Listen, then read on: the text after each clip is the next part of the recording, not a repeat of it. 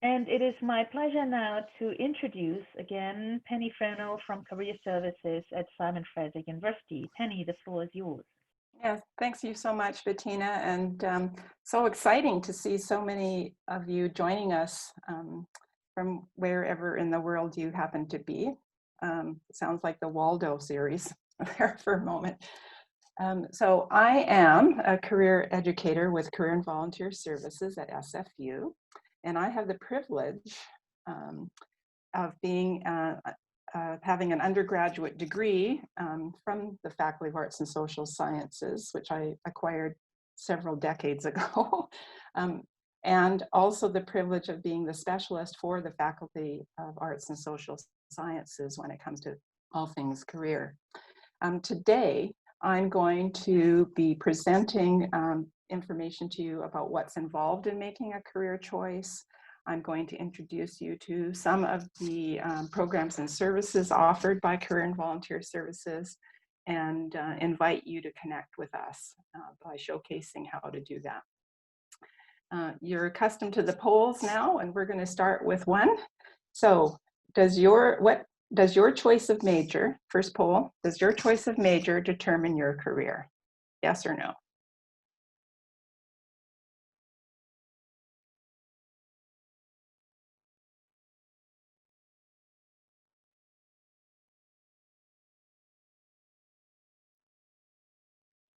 Just waiting for a couple more votes to come in.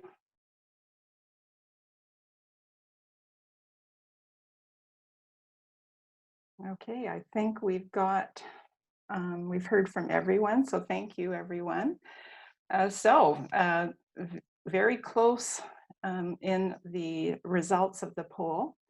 And I'd like to clarify the outcome of the poll by saying this: organizations hire people, not majors. There are exceptions, of course. A particular major is required to work in some professions, for example, nursing and engineering. Perhaps we'll take a minute now to have you use the chat feature and indicate in the chat what professions you're aware of that require a specific degree. So leave a few minutes for the chat, and Bettina's keeping eyes on that for me. So if you see things coming in, Bettina, and you want to share them with the group, that would be amazing.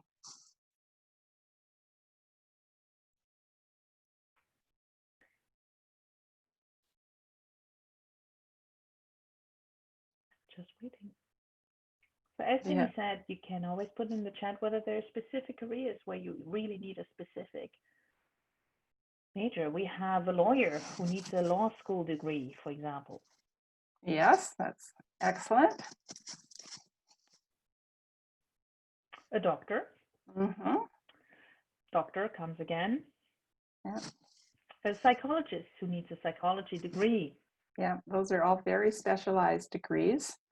The interesting thing about being a lawyer, for example, is you could actually complete an undergraduate degree in any range of majors: history, economics, sociology, English, political science, for example, because you are developing the skills and knowledge that would set you up to apply for admission to law school. So thank you, everybody, for those ideas. We also have, just to let you know, we have teacher, engineer, kinesiologist as a couple of other choices. Yeah, excellent. Thank you, everybody. Yes, thank you. So again, as I said, organizations hire people, not majors, and the majority of employers are interested in individual skills. These are the ones you'll acquire through the course of your degree, plus the skills you gain from different experiences, such as paid jobs and volunteering. Just share with you a statistic. In a study out of the US, and I suspect the numbers are likely to be very similar for Canada, 68% of university graduates surveyed were working, but only 27% of those were in a job that was directly related to their major. So just some evidence for you that many post-secondary education graduates are working in fields unrelated to their major. So Caitlin, if we could go to the first slide in my presentation, what is a career. So in a moment, I am going to introduce you to what's involved in making a career choice. But first, I wanted to share with you the definition of career that SFU Career and Volunteer Services has adopted. And it's a definition that was developed by CERIC. Just so you know, CERIC is a Canadian charitable organization that's focused on advancing career development through research and education in our country. So I'll read the definition. The word career comes from the Latin for cart or chariot, a means to carry you from one point to another. A career is about the life you want to lead, not just about a job, occupation, or profession. It involves deciding among many possible and preferred futures. It answers, who do I want to be in the world? What kind of lifestyle am I seeking? And how can I make an impact? At SFU, we want all of our students to think about career as more than a job, occupation, or profession. And we want you to understand that your career is more holistic and broad. Caitlin, if I could ask you to go to the next slide.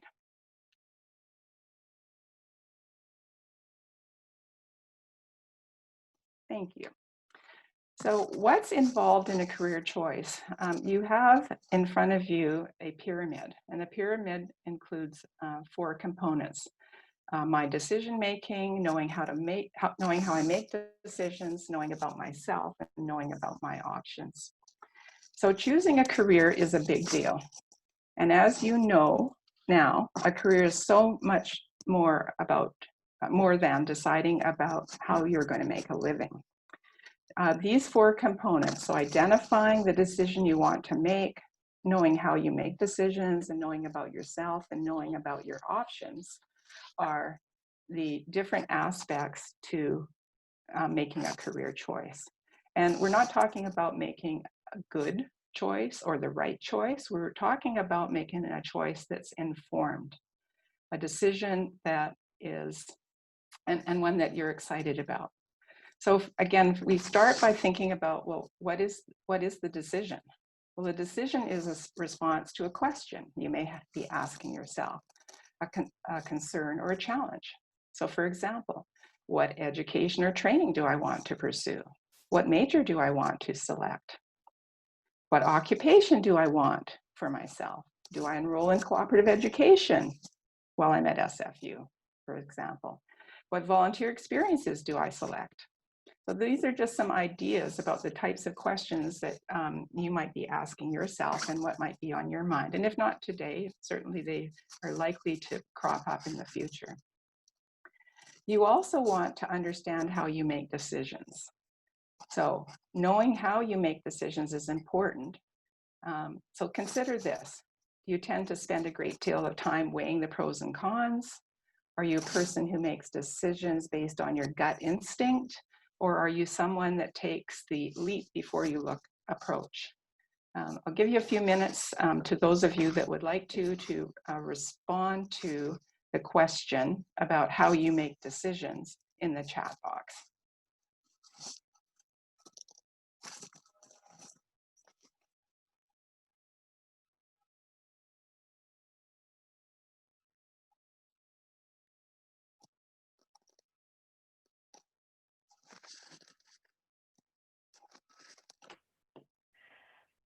So the people are responding, logic and intuition, a mix, pro and con list, usually a mix of weighing the pros and cons and going with my gut. Obligations and meaning is one of the other responses. Discussing options with families and friends. Some people do consider not only the pros and cons, but also how they feel about it. Really excellent observations about the decision, how each of you make decisions. And yes, so it's important that you know how you make decisions, because understanding your preferred decision-making style facilitates informed choices.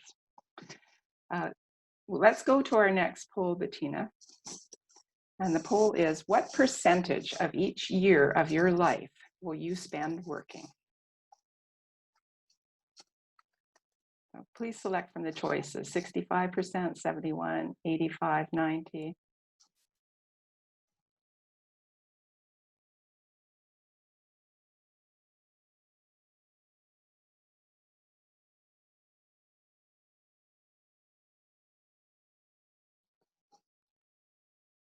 Okay, a couple of more people to vote.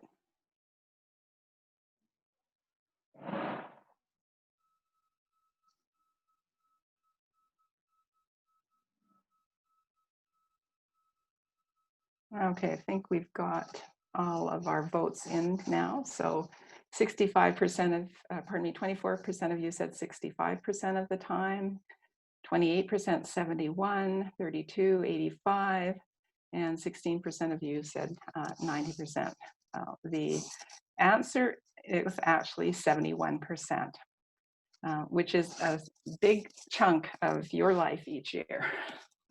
And wouldn't it be great if you could create a career and find rewarding work after graduation that would be a good fit for you? And so the good fit piece comes from you knowing about yourself. And there are a number of different aspects to you that are important to understand. What the key is to finding work that aligns and a career that aligns with your whole self. So you want to be self-aware of your values. So values are what's important to you. Things like variety, helping clients or others, adventure, friendships, ethical work, travel, family, relationships, and community, for example.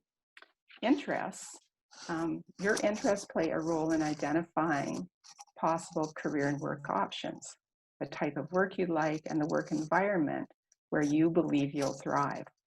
For example, if you're interested in helping people reach their full potential, careers in teaching, coaching, counseling may be possibilities for you. And of course, skills. And you heard earlier that employers are more interested in the skills that individuals are going to bring to work roles than the major itself. So skills are learned abilities, and they come from what you've learned through your education up to now, part-time or full-time work that you've had, how you've engaged in community service, even travel.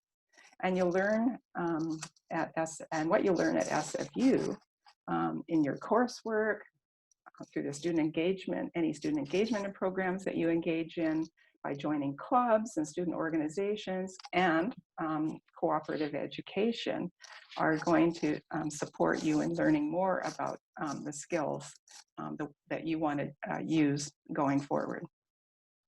The other aspect of yourself that's another key piece to consider is your personal qualities. So these are the characteristics that make us each unique. How we describe ourselves and how others describe us. For example, you may have heard words like the following used to describe you: patient, thoughtful, hardworking, adventuresome.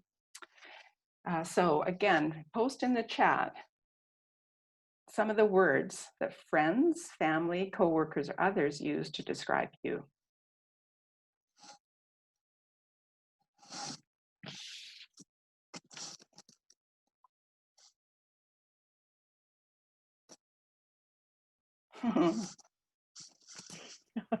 Yeah, thoughtful and clumsy, compassionate. Thank you for your honesty. Helpful, hardworking, forgetful, caring, honest, hardworking comes up a lot amongst you.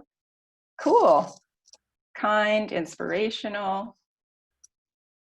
Okay, excellent. Responsible, sensitive, and empathetic. All right. Yeah, so that gives you a sense of those qualities. Yeah, all of those make us each unique. And we want to pay attention to those when we think about, again, some of the career possibilities that we're entertaining for our future. All right, up next is another poll. It's poll number 3.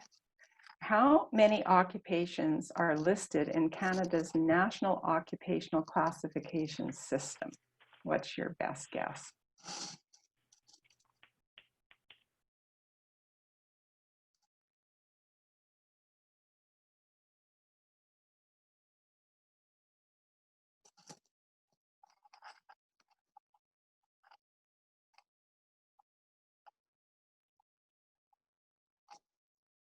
Okay, it looks like we're almost there. So it looks like the majority of you believe it's 55,000. Statistically, it is actually 35,000, but I've added the 35 occupational titles and growing. The numbers are growing. And again, how the system divides occupations has something to do with the number. So some occupations such as teacher, librarian, lawyer, counselor, economist, psychologist, for example, and others are specific categories within each of those different titles. So for example, there's different types of counselors. There's addictions counselors, there's credit counselors, there's career counselors, there's crisis counselors, there's genetic counselors. So those, again, all would fall under that one category or occupation of counselor. Here's the thing. Occupational titles are constantly changing, and they don't necessarily all tell the same story. So I'll give you a personal example. You know, my job title is Career Education Manager. I do the same work and coach and advise current students at SFU as my colleagues across the country do. But my job title is the only one of its kind in the country. So even though we're conducting the same kind of work, we're engaged with the same population, for example, we're delivering similar kinds of career education workshops, we all have different occupational titles. So just to be aware of that and how much more important it is to focus on the nature of the work of those occupations and the skills and qualifications sought after to perform in those roles. And the other thing to bear in mind is by the time you graduate, you may be able to choose from occupations such as data detective, fitness commitment counselor, or cyber attack agent. Because due to automation, artificial intelligence, and other changes occurring in the world, you'll have different choices to make than, for example, Bettina, Greg, and I have had in our lifetime so far. Okay, so next up, I wanted to spend a little bit of time with you about the importance of knowing your options, which the poll suggests is an essential aspect of making career choice. So again, once you're clear about what you want, what's important to you, and how you want to show up in the world, you'll be set to explore your options. Knowing about your options involves finding out more about the work that you're interested in. In this part of the process, you'll want to keep an open mind and tap into your curiosity and even daydream a little bit about what might be possible for you. Because at this stage of the process, you're not making any decisions. You're exploring what some of your primary interests are to learn more about them so that you in fact can make an informed choice. So what you need to do is research the occupations you think might be a good fit for you and explore those fields of work as well. It's important to invest in all of the components in the career choice pyramid if you want to make effective, informed decisions. And again, what's effective and informed? Decisions that you feel confident and excited about. The good news is career and volunteer services, career educators are highly skilled in supporting students through this process. And we hope when we get to meet you, either remotely or face-to-face, you'll take us up on the offer to get started on this process, because getting started sooner rather than later is preferred, because that means you'll be able to leverage your experience at SFU and make informed choices about things like which clubs and organizations you might join, what volunteer opportunity would you choose? Are you going to think about a study abroad opportunity or a field school, as an example? And of course, factor in the opportunity to take advantage of the co-op education program at SFU. So let's go to our last poll, please, Bettina. This poll is, what percentage of university graduates say their careers were significantly influenced by unplanned events?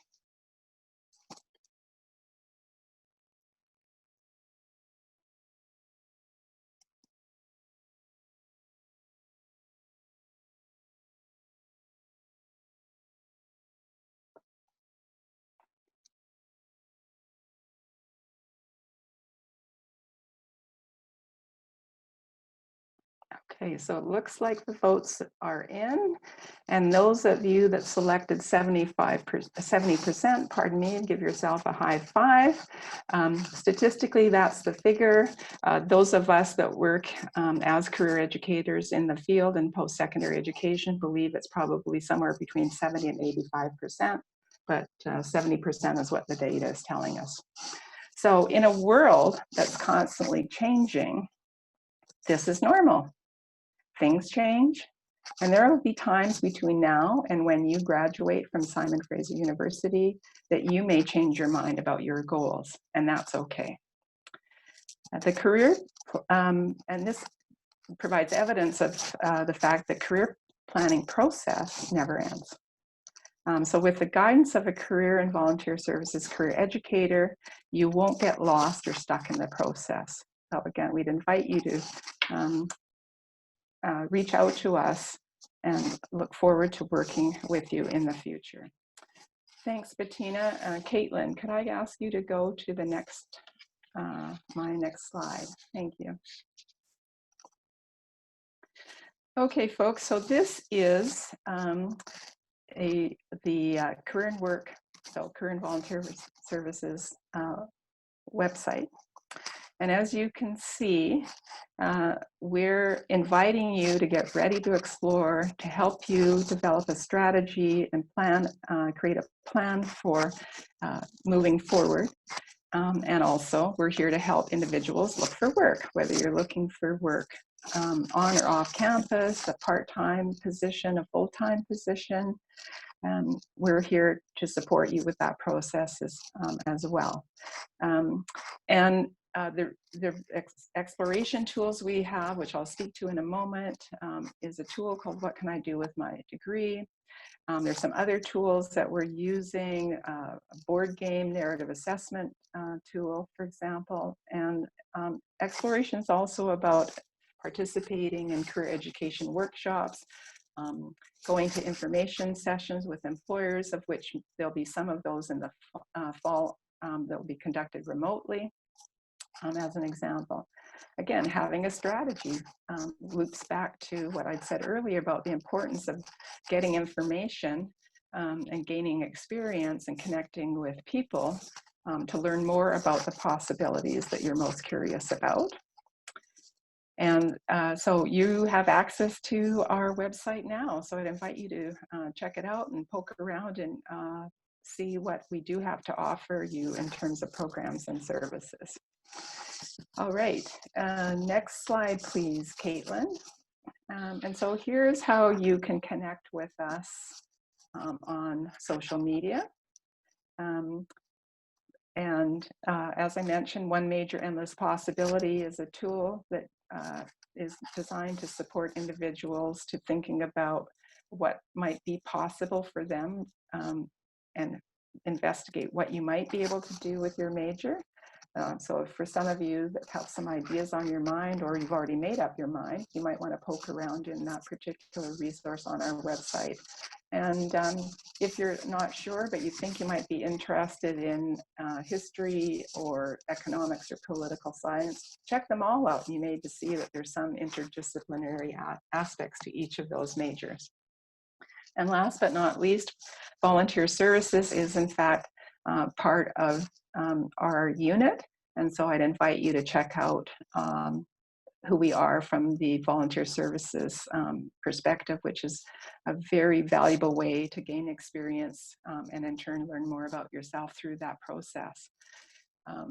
And so now I'll just turn it over to each of you, and between myself and I guess Bettina will watch the chat for any questions you might have about your career development and how to make choices that make sense for you.